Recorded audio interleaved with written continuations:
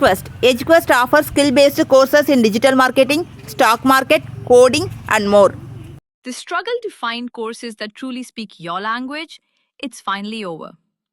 Welcome to EduQuest, where learning is made just for you. At EduQuest, we bring you a wide range of online courses, from career building programs to skill boosting masterclasses, all in your regional language. Because we believe language should never be a barrier to success. Our courses are tailor-made after understanding what today's learners really need. So why wait? Start learning the smarter, simpler way only with EduQuest. Visit eduquest.courses and explore your next course today.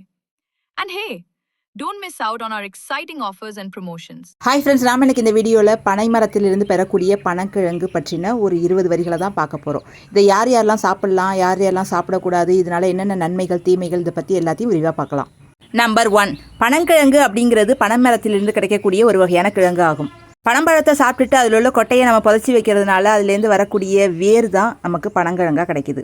அதை அப்படியே நம்ம வெட்டாமல் விட்டுட்டோம்னா அது ஒரு பனை மரமாக வளரும். இந்த பனங்கிழங்கை நம்ம அடிக்கடி சாப்பிட்றதுனால ஏராளமான நன்மைகளை பெறலாம். அது என்னங்கிறத பார்க்கலாம். நம்பர் 2, பொதுவாக சர்க்கரை நோய் உள்ளவங்க மண்ணில் விளையக்கூடிய பொருட்கள் சாப்பிடக்கூடாது அப்படின்னு டாக்டர்ஸ் பரிந்துரைக்கிறாங்க.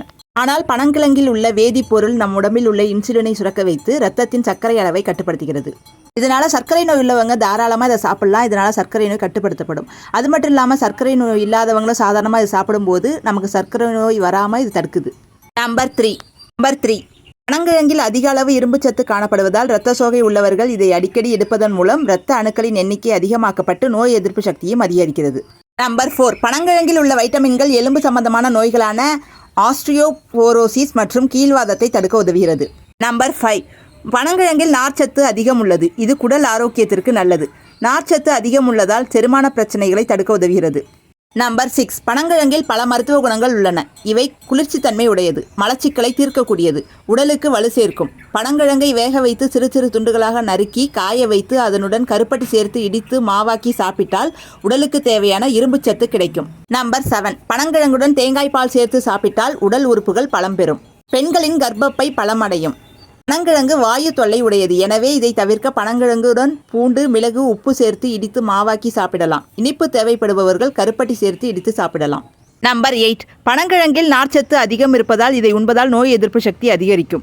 பூமியிலிருந்து பனங்கிழங்கை பிரித்தெடுக்கும் போது விதையில் இருந்து தவின் கிடைக்கும். தவின் சாப்பிட்டால் வயிற்று வலி, ஒற்றை தலைவலி உள்ளிட்ட நோய்கள் குணமாகும். நம்பர் 9, வயிறு மற்றும் சிறுநீர் பாதிப்பு பிரச்சனை உள்ளவர்கள் பனங்கிழங்கு சாப்பிடுவதனால் நல்ல பலன் கிடைக்கும். பனங்கிழங்கு கிடைக்காத பட்சத்தில் பனங்கிழங்கு மாவை உணவில் சேர்த்து வந்தால் நல்ல பலன் பெறலாம். பனங்கிழங்கு அரைத்து மாவு செய்து அதில் கஞ்சி அல்லது கூழ் செய்து காலையில் சாப்பிட்டு வந்தால் பசி நீங்குவதுடன் உடலில் நோய் எதிர்ப்பு சக்தி அதிகமாகும். நம்பர் 10, பனங்கிழங்கில் பித்தம் கொஞ்சம் அதிகமாகவே உள்ளது. எனவே இதை சாப்பிட்ட பின் மிளகு 5 எடுத்து வாயில் போட்டு மென்றுவிட வேண்டும். மற்றபடி பனங்கிழங்கை சாப்பிடுவதால் உடலுக்கு வலு கிடைப்பதுடன் ஆரோக்கியம் உண்டாகும். நம்பர் 11, பணக்காரனுக்கு பாதாம், பசித்தவனுக்கு பனங்கிழங்கு என்ற சொல்லாடை உண்டு. பாதாமுக்கு இணையான ஊட்டச்சத்துக்கள் பனங்கிழங்கில் உள்ளது. வைட்டமின் சி மற்றும் பி ஆகியவை இந்த கிழங்கில் உள்ளது. 100 கிராம் பனங்கிழங்கில் 87 கிலோ கலோரிகள் உள்ளதாம். 1 கிராம் புரதம், 21 கிராம் கார்போஹைட்ரேட், 77 கிராம் நீர்ச்சத்து உள்ளது.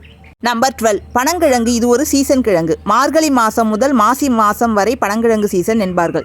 இந்த காலகட்டங்களில் அதிகமாகவே பனங்கிழங்கு கிடைக்கும். விலையும் மலிவு. ஆங்கில மாதங்களில் டிசம்பர் முதல் பிப்ரவரி வரை ஆகும். நம்பர் 12, பனங்கிழங்கு உடலுக்கு எவ்வளவு நல்லது தெரியுமா? நார்ச்சத்தின் சிறந்த ஆதாரமாக திகழும் பனங்கிழங்கு செரிமான பிரச்சனை, நீரிழிவு மேலாண்மை, இருதய ஆரோக்கியம், சீரான இரத்த ஓட்டம், எடை இழப்பு மற்றும் எலும்பு வலிமை என பல ஆரோக்கிய நன்மைகளை வழங்குகிறது. நம்பர் 13, உடல் மெலிந்தவர்களுக்கு சுலபமாக எடையை ஏற்றுவதற்கு பனங்கிழங்கு சிறந்தது என்பதால் உடல் பருமனானவர்கள் அளவுடன் தான் பனங்கிழங்கை சாப்பிட வேண்டும். நம்பர் 14, அதேபோல் பனங்கிழங்கு உடலுக்கு குளுமையை தரக்கூடியது என்பதால் குளிர்ச்சியான உடல் உடையவர்கள் பனங்கிழங்கை அதிகம் பயன்படுத்த வேண்டாம் என்பது குறிப்பிடத்தக்கது. நம்பர் 15, பனங்கிழங்கு கூழ் சாப்பிட்டால் சிலருக்கு வாயு தொல்லை அதிகமாகலாம். எனவே பனங்கிழங்குடன் பூண்டு சேர்த்து சமைத்து சாப்பிடலாம். ஆரோக்கியமான உடலை பெற பனங்கிழங்கை சமைக்கும் போது அதில் மிளகு சேர்த்து கொள்ள வேண்டும். இல்லாவிட்டால் உடல் பித்தம் அதிகரிக்கும். நம்பர் 16, சிலருக்கு செரிமான பிரச்சனைகள் ஏற்படலாம். குறிப்பாக ஏற்கனவே செரிமான பிரச்சனைகள் உள்ளவர்கள் இதை சாப்பிடுவதை தவிர்ப்பது நல்லது. நம்பர் 17, அரிதாக சிலருக்கு பனங்கிழங்கு ஒவ்வாமையை ஏற்படுத்தலாம். அரிப்பு, சரும வீக்கம் போன்ற அறிகுறிகள் இருந்தால் மருத்துவரை அணுகுவது நல்லது. நம்பர் 18, பனங்கிழங்கில் அதிக அளவு நார்ச்சத்து உள்ளதால் இது. நம்பர் 18, பனங்கிழங்கை வேக வைத்து சாப்பிடலாம் அல்லது பொடி செய்து மாவாக பயன்படுத்தலாம். பனங்கிழங்கை உண்பதற்கு முன் அதன் தோலை உரித்து சுத்தம் செய்து பின் வேக வைக்க வேண்டும். கிழங்கை இரண்டாக பிரித்து உள்ளே உள்ள நரம்பு போன்ற பகுதியை நீக்கிவிட வேண்டும். நம்பர் 19. பனங்கிழங்கில் புட்டு செய்வார்கள், அவியல் செய்வார்கள், வடை செய்வார்கள், பாயாசம் செய்வார்கள், தோசை செய்வார்கள், உப்புமா செய்வார்கள். இப்படி எத்தனையோ வகைகளில் சாப்பிடலாம். ஆனால் இதிலுள்ள மருத்துவ குணங்கள் நமக்கு கிடைக்க ஒரு சில வழிகளில் மட்டுமே சாப்பிட வேண்டும்.